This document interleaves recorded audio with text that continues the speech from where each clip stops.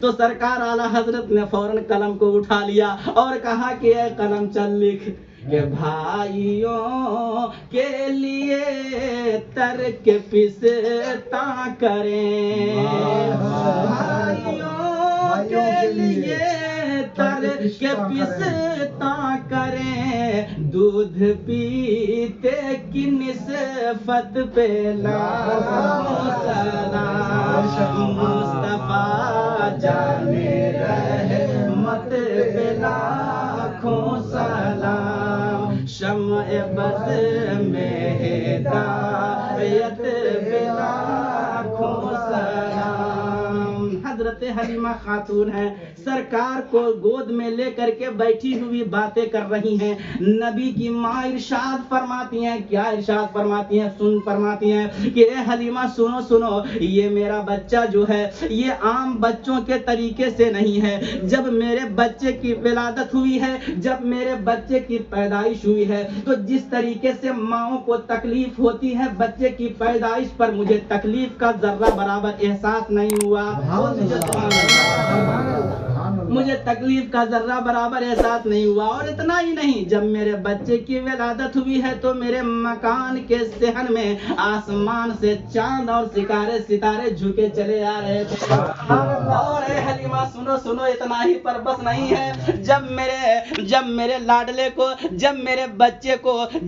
بچے کو ہم ان کے دادا جان جب کعبے کے طرف لے کر کے گئے ہیں تو کعبہ ان کے طرف جھکتا ہوا نظر آ رہا ہے۔ جب اس منظر پر سرکار اعلیٰ حضرت کی نظر پڑی تو فوراً انہوں نے قلم کو اٹھایا اور کہا کہ اے قلم چل لکھ، کیا لکھ؟ جن کے سجدے کو محراب کعبہ جھکی، جن کے سجدے کو محراب کعبہ جھکی، ان بھووں کی لطافت پہ لاکھوں سلام، مصطفیٰ جانے رحمت پہ لاکھوں سلام، شمع بز میں ہدایت پہ لاکھوں سلام۔ حضرت حلیمہ خاتون عرض کرتی ہیں، حضرت آمنہ خاتون عرض کرتی ہیں حضرت حلیمہ خاتون سے کہ بہن سنو سنو، یہ میرا بچہ جو ہے عام بچوں کے طریقے سے نہیں ہے۔ جب میرے بچے کی پیدائش ہوئی تو اچانک میرا بچہ میری گود سے غائب ہو گیا، ایک بادل کا ٹکڑا آیا اور اس میں میرا بچہ چلا گیا، اور تھوڑی ہی دیر کے بعد میں آواز آ رہی تھی کہ یہ امام الانبیاء ہیں، نبیوں کے نبی ہیں، رسولوں کے رسول ہیں، انہیں مشرق و مغرب کی سیر کرا دو، سارے عالم کو انہیں دکھا دو۔ اس کے تھوڑی ہی دیر کے بعد میں وہ بادل کا ٹکڑا میری گود میں آ گیا، میرا بچہ میری گود میں آ گیا۔ یعنی حضرت آمنہ خاتون بیان فرماتی چلی جا رہی ہیں اور حضرت حلیمہ کو سننے کے بعد میں دل میں محبت بڑھتی چلی جا رہی ہے، اور کیوں نہ بڑھے۔ حضرت حلیمہ خاتون ہیں، عرض کرتی ہیں کہ بہن آمنہ خاتون میں سمجھ گئی کہ یہ بچہ کوئی عام بچوں کے طریقے سے نہیں ہے، یہ بچہ کوئی ایک عظیم انسان ہے۔ مگر اے بہن آمنہ خاتون اب سنو، اب ہمارے ساتھ کی عورتیں جو ہیں وہ جانے کی تیاری کر رہی ہیں، ہمیں بھی جانے کی اجازت دے دو۔ نبی کریم صلی اللہ علیہ وسلم کی والدہ محترمہ ہیں، سرکار کو گود میں لیتی ہیں اور اس کے بعد میں حضرت حلیمہ خاتون کی گود میں بھیگی پلکوں کی چھاؤں میں دے دیا۔ حضرت آمنہ خاتون کی آنکھوں سے آنسو ٹپک رہے تھے محبت کے۔ اب حضرت حلیمہ خاتون ہیں، سرکار کو گود میں لیتی ہیں اور لینے کے بعد میں پیار کرتی ہیں، چومتی ہیں، اور اس کے بعد میں حضرت حلیمہ خاتون وہاں سے چلیں اور اپنے سواری کے قریب آئیں۔ حضرت حلیمہ کی وہی سواری ہے کہ جب پہلے حضرت حلیمہ خاتون سرکار کو لینے کے لیے آ رہی تھی تو سواری اتنی کمزور تھی، اتنی لاغر تھی کہ کمزوری کی بنیاد پر ایک جگہ نہیں صاحب، صاف جگہوں پر بیٹھ گئی تھی۔ مگر اب حضرت حلیمہ خاتون جب سرکار کو لے کر کے اونٹنی پر سوار ہو رہی ہے تو سواری میں اتنی طاقت آ جاتی ہے، اتنی جان پیدا ہو جاتی ہے، اور اس طریقے سے تیز رفتار سے چلی جا رہی ہے کہ تمام سواریوں سے آگے نکل جاتی ہے۔ تمام عورتوں نے پوچھا کہ حلیمہ ذرا بتاؤ تو صحیح، کیا تو نے مکے میں اپنی سواری کو بدل دیا ہے؟ حلیمہ خاتون ہے، کہتی ہیں کہ نہیں، میں نے سواری نہیں بدلی ہے، گئے، البتہ یہ سوار بدل گیا ہے۔ حضرت عبدالمطلب کے پوتے محمد ابن عبداللہ کے چلنے کی برکت ہے۔ عورتوں نے کہا کہ اچھا یہ راستہ کیوں مہک رہا ہے؟ تو حضرت حلیمہ خاتون ہیں عرض کرتی ہیں کہ انہی کے چلنے کی وجہ سے تو راستہ بھی مہک رہا ہے۔ جب اس منظر پر نظر پڑی سرکار اعلیٰ حضرت کی تو فوراً اعلیٰ حضرت نے قلم کو اٹھا لیا اور کہا کہ اے قلم چل لکھ، ان کی مہک نے دل کے غنچے کھلا دیے ہیں، سبحان اللہ، ان کی مہک نے دل کے غنچے کھلا دیے ہیں، جس راہ چل دیے ہیں کوچے بسا دیے ہیں، جس راہ چل دیے ہیں کوچے بسا دیے ہیں۔ دیکھیے حضرت حلیمہ خاتون، واقعہ بہت لمبا ہے، میں چھوٹا کر کے اب اپنی بات کو ختم کر رہا ہوں۔ دیکھیے حضرت حلیمہ خاتون جب سرکار کو لے کر چلی تو 12 پہاڑیوں سے گزر کر کے اپنی آبادی کے قریب پہنچ رہی ہیں۔ تو حضرت حلیمہ خاتون کی سواری جس پہاڑی سے بھی گزرتی تھی، اگر پہاڑ کے اوپر کوئی سوکھا درخت تھا تو وہ ہرا بھرا ہو جاتا، اور پہاڑیوں میں ان جھاڑیوں کے درمیان اگر کوئی جانور چل چگ رہے ہوتے تھے تو سارے جانور ہٹ جایا کرتے تھے، اور حضرت حلیمہ کی سواری کو بڑے قریب سے دیکھا لگے، گویا کہ یہ جانور بھی سمجھ رہے ہیں کہ یہ نبی کونین جا رہے ہیں، ان کی زیارت کر لو، یہ رحمت للعالمین جا رہے ہیں، ان کی زیارت کر لو۔ حلیمہ خاتون جب سے سرکار کو لے کر کے آبادی میں پہنچی، ان کی پوری آبادی مہکنے لگی، آبادی کے لوگ قحط سالی کے شکار ہو گئے تھے، بارش ہو جاتی ہے، تمام درخت لہلہانے لگتے ہیں۔ حضرت حلیمہ خاتون اپنے شوہر سے کہتی ہیں کہ جانور سے دودھ نکالیے، جب وہ جانور سے دودھ نکالنا شروع کرتے ہیں تو ان کے گھر کا جتنا برتن تھا سب دودھ سے بھر گیا۔ حضرت حلیمہ سے عورتوں نے کہا کہ یہ حلیمہ ذرا یہ تو بتاؤ کہ تمہارے جانور اتنے دودھ کیسے دے رہے ہیں؟ تو حضرت حلیمہ کا دیکھیے جواب کیا فرماتی ہیں حضرت حلیمہ کی، صرف میرے ہی جانور نہیں بلکہ آبادی کے سارے جانوروں کو دیکھو، جب لوگ دیکھ رہے ہیں تو سارے جانوروں کے تھن دودھ سے بھرے ہوئے۔ جب سرکار کو لے کر کے آبادی میں پہنچ گئی تو حضرت حلیمہ کے پاس لوگ اپنے بچوں کو لے کر کے آتی تھی۔ اے حلیمہ، تم جو برکت والا بچہ لے کر کے آئی ہو نا، ان کا ہاتھ اٹھاؤ اور میرے بچوں کے سر پر رکھو۔ میرے سرکار کے پاس جو بھی بچہ لایا جاتا تھا صاحب، وہ کبھی نظر بد کا شکار نہیں ہوتا تھا، تمام بچوں کی بیماریاں دور ہو گئی۔ عورتیں پیالوں میں پانی بھر بھر کے لاتی اور کہتی کہ یہ حلیمہ ایسا کرو کہ اپنے جو برکت والا بچہ لے کر کے آئی ہو نا، ان کا ہاتھ اٹھاؤ اور میرے پیالے میں ڈال دو۔ سرکار کا دستے نبوت پیالے میں ڈال دیتی تھی، لوگ پیالے کے پانی کو لے جاتے تھے، بیماروں کو پلاتے تھے، صاحب بیمار اچھے ہو جایا کرتے تھے، جانوروں پر چھڑکتے تھے، جانوروں کے تھن دودھ سے بھر جایا کرتے تھے۔ حلیمہ اس طریقے سے عاجز اور پریشان ہو گئی کیونکہ لوگوں کی ایک بھیڑ لگی رہتی تھی پیالوں میں پانی لے کر کے۔ حضرت حلیمہ پریشان ہو گئی کہ یا اللہ، میں اس طریقے سے بھیڑ پر قابو کیسے پا سکوں گی؟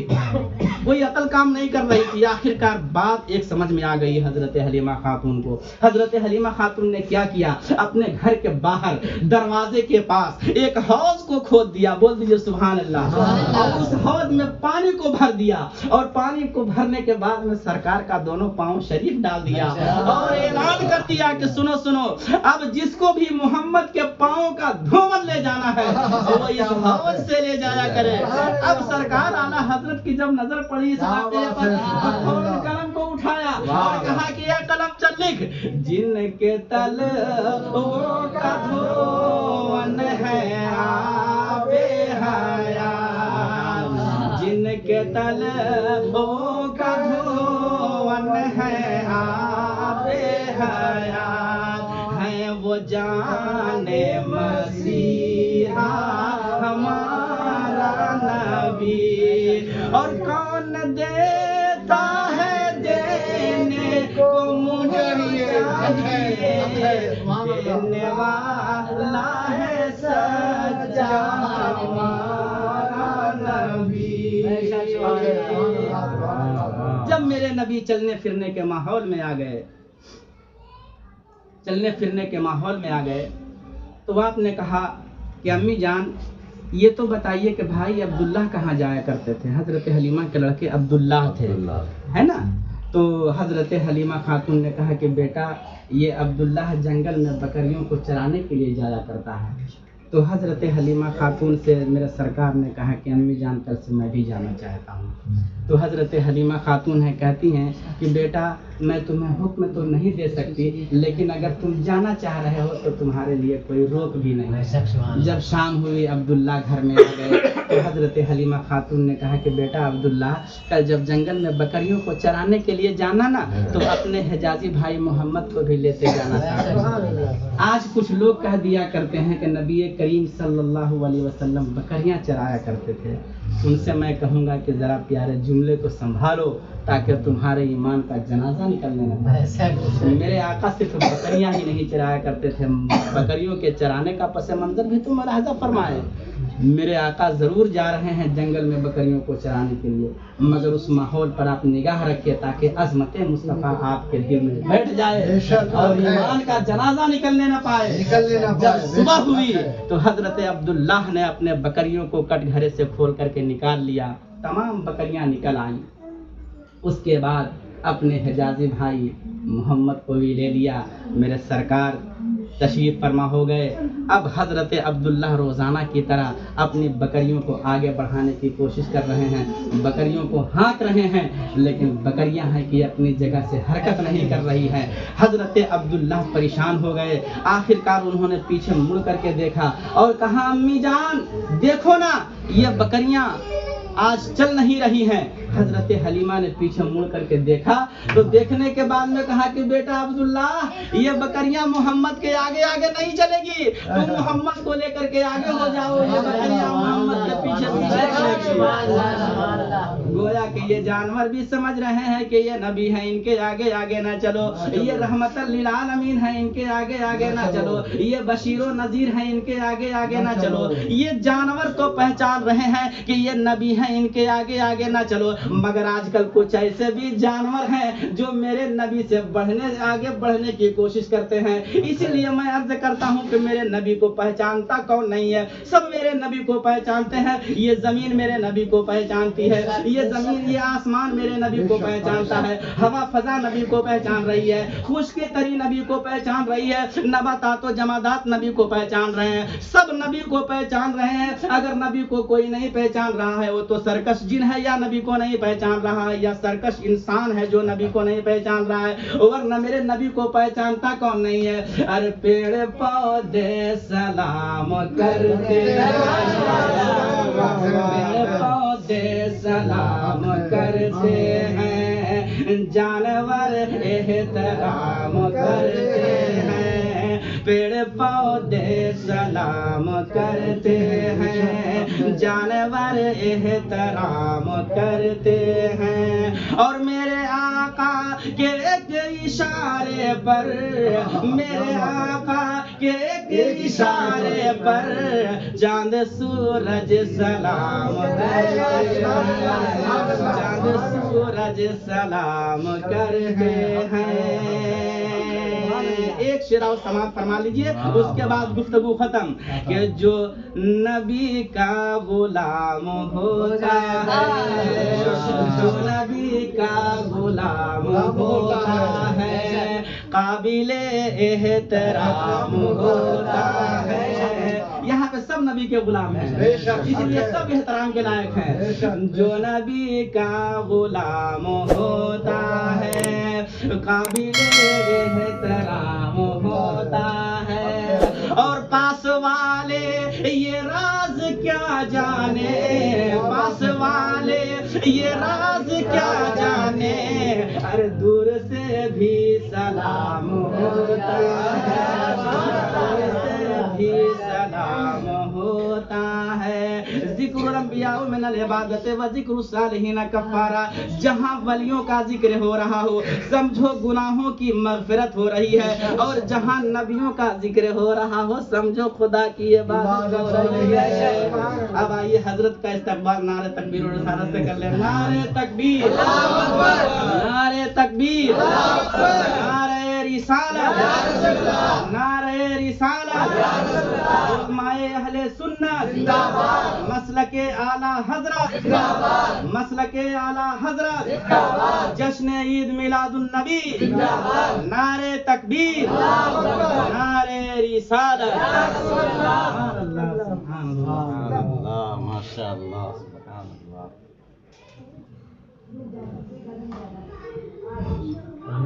بالکل روحانی سما پیدا کر دیا.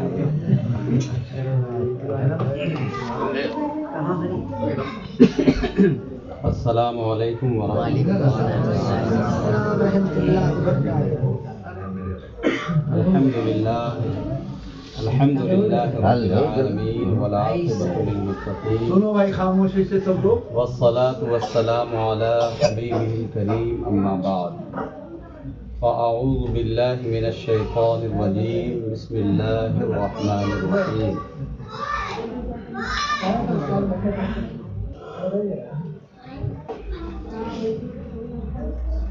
ومنهم من يقول ربنا آتنا في الدنيا حسنة وفي الآخرة حسنة وقنا عذاب النار. صدق الله العظيم وبلغنا رسوله النبي الأمين المكين الكريم ونحن على ذلك لمن الشاهدين والشاكرين والحمد لله رب العالمين. آئیے ہم اور آپ انتہائی ادب و احترام کے ساتھ آقائے نامدار مدینے کے تاجدار دونوں عالم کے مالک و مختار آمنہ کے لال حضرت عبداللہ کے لخت جگر احمد مجتبیٰ محمد مصطفیٰ صلی اللہ تعالی علیہ وسلم کی مقدس و مطہر بارگاہ میں درود شریف کا نذرانہ عقیدت پیش کریں. اللہم صل علی سیدنا و مولانا محمد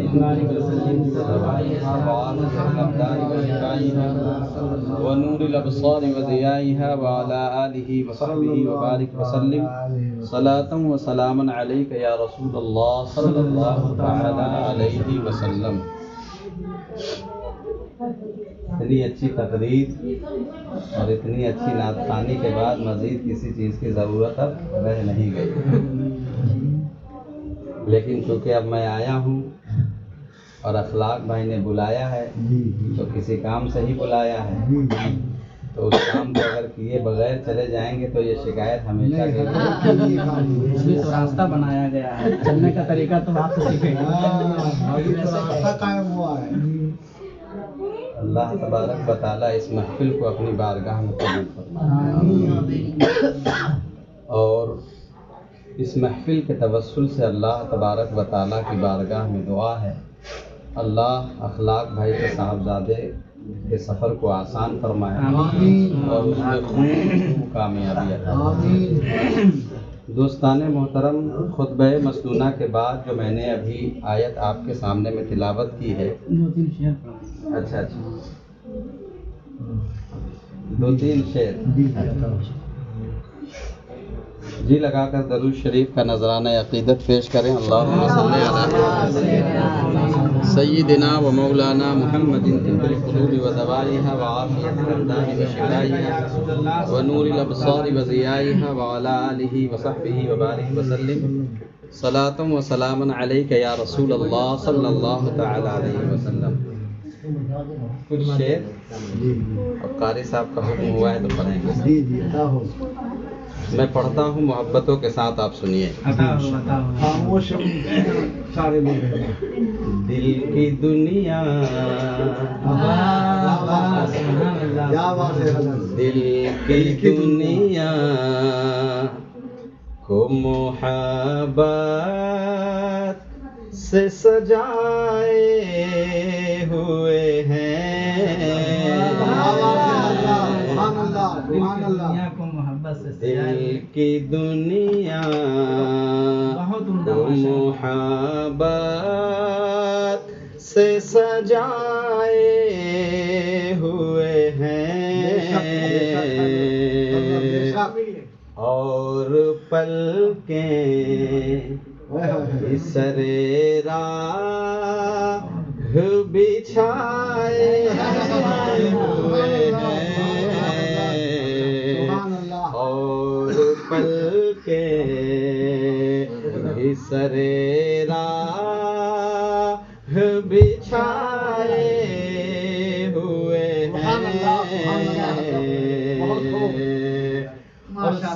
کو دہلی نبوت پہ جھکائے ہوئے ہیں لو مدینے کی تجلی سے لگائے ہوئے ہیں اور دل کو ہم مت لے انوار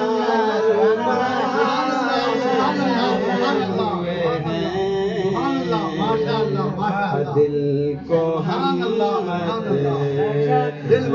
انوار بنائے ہوئے ہیں دل کو ہم مت لے انوار بنائے ہوئے ہیں کلام تو اچھا ہے ہی ہے لیکن اس کی جو تضمین ہے وہ بھی بہت اچھی ہے شعر سنیے تضمین کے ایک مصرے کو بھی آپ چھوڑ دیں گے تو پھر مزہ خراب ہو جائے گا محبتوں کے ساتھ سنیے اس لیے کرتے ہیں ہم مد ہے سرائی آقا اس لیے کرتے ہیں ہم مد ہے سرائی آقا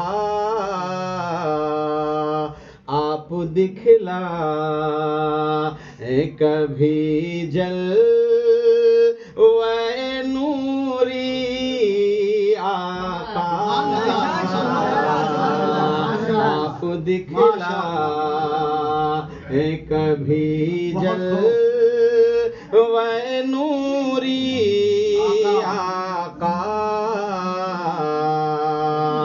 مل ہی جائے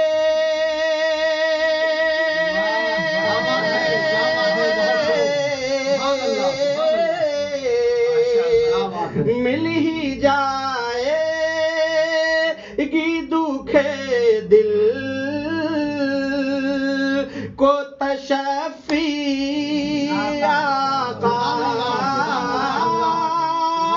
سر پہ رکھ دی جے ذرا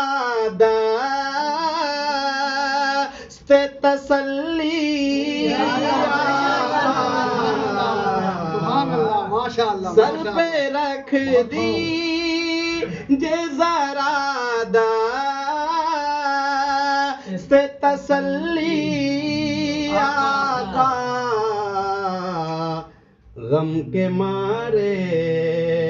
غم کے مارے ہیں زمانے کے ستائے ہوئے ہیں غم کے مارے ہیں زمانے کے ستائے ہوئے ہیں غم کے مارے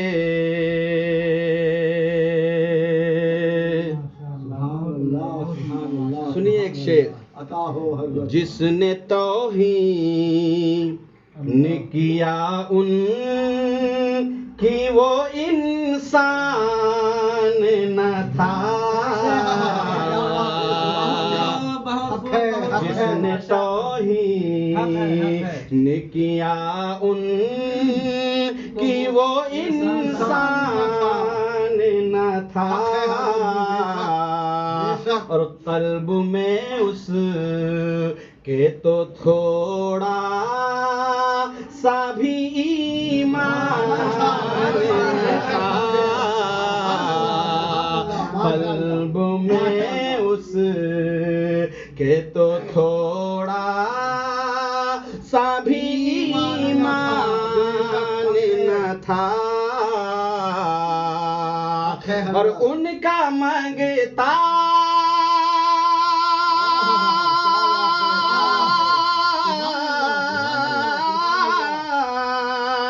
ان کا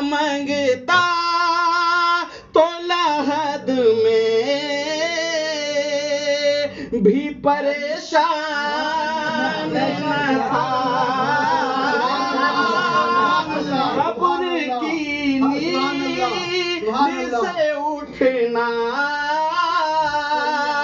کوئی آسان نہ تھا ہم تو محشر میں انہیں دیکھنے آئے ہم تو محشر میں انہیں دیکھنے آئے ہوئے ہیں ہم تو محشر میں انہیں دیکھنے آئے ہوئے ہیں ہم تو محشر میں ہائے ہائے سبحان اللہ سبحان جس نے توہین کیا ان کی وہ انسان نہ تھا قلب میں اس کے تو تھوڑا سا بھی ایمان نہ تھا قلب میں اس کے تو تھوڑا سا بھی ایمان نہ تھا اور ان کا مستانہ لحد میں بھی پریشان نہ تھا قبر کی نیند سے اٹھنا کوئی آسان نہ تھا ہم تو محشر میں ہم تو محشر میں یہ بتائیے اللہ کو پتا ہے کہ نہیں کون جنتی ہے کون جہنمی ہے اللہ کو پتا ہے کہ نہیں کوئی ایمان والا ہے کون بے ایمان ہے تو پھر یہ میدان محشر قائم کرنے کی کیا ضرورت ہے تو بریلی سے آواز آئی فقط اتنا سبب ہے انعقاد بزم محشر کا کہ ان کی شان محبوبی دکھائی جانے والی ہے قبر کی نیند سے اٹھنا کوئی آسان نہ تھا کہ قبر کی نیند سے اٹھنا کوئی آسان نہ تھا ہم تو محشر میں انہیں دیکھنے آئے ہوئے ہیں ہم تو محشر میں ایک بزرگ ہوئے حضرت علامہ یوسف نبہانی رحمت اللہ تعالی علیہ اور غالباً 100 سال پہلے کے بزرگ 100 سال پہلے کے بزرگ ہیں تو جب بھی ان کی زبان فیض ترجمان سے بات نکلتی تو بس نبی کی کہ یا رسول اللہ بلا لیا جائے یا رسول اللہ روزہ دکھا دیا جائے یا رسول اللہ کرم فرما دیا جائے تو اللہ نے کرم فرمایا محبوب کے روزے کی زیارت کے لیے نکل گئے نکلے پہنچے اور جب بھی جاتے حضور مدینہ شریف پہنچے اور جہاں پر حضور کا روضہ مبارک بنا ہوا ہے وہاں جانے سے پہلے تھوڑی دور پہلے ہی آتے اور فوراً واپس چلے جاتے آتے واپس چلے جاتے تو جو عقیدت مند ساتھ میں آئے ہوئے تھے انہوں نے کہا حضور یہاں پر آنے کے لیے آپ نے اتنی منتیں کی ہیں اتنی دعائیں کی ہیں جب آ گئے ہیں تو حضور کی بارگاہ میں حاضر ہو جائیے دروازے سے واپس چلے جانے کی کیا ضرورت ہے اللہ اکبر علامہ یوسف نبہانی نے جو جواب دیا تھا فرمایا تھا اے لوگو کتے کا کام تو گھر کے باہر ہوتا ہے، کتے کا کام تو گھر کے باہر ہوتا ہے، گھر کے اندر تو گھر کے مالک رہا کرتے ہیں، گھر کے اندر تو گھر کے مالک رہا کرتے ہیں۔ اس واقعے کو ذرا ذہن میں رکھیے گا، جو شعر میں پڑھنا چاہتا ہوں اس کو سنیے۔ کاش رودہ، اسیاں کہتے ہیں گناہ کو، کیا کہتے ہیں؟ کاش رودہ دے عمل تم کو سنایا جاتا، کاش رودہ دے عمل تم کو سنایا جاتا، کتنی تکلیف ہے جینے میں بتایا جاتا، کتنی تکلیف ہے جینے میں بتایا جاتا، دل کی باتوں کو زباں پر نہیں لایا جاتا، دل کی باتوں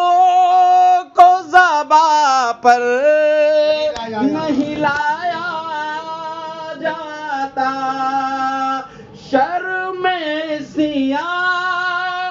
سے نہیں سامنے جایا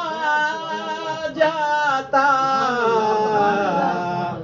یا رسول اللہ یہ بھی کیا کم ہے، یہ بھی کیا کم ہے، تیرے شہر میں آئے ہوئے ہیں، یہ بھی کیا کم ہے، تیرے شہر میں آئے ہوئے ہیں، لو مدینے کی تجلی سے لگائے ہوئے ہیں۔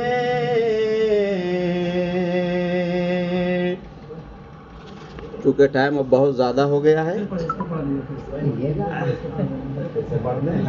اچھا لگا۔ کاش رودہ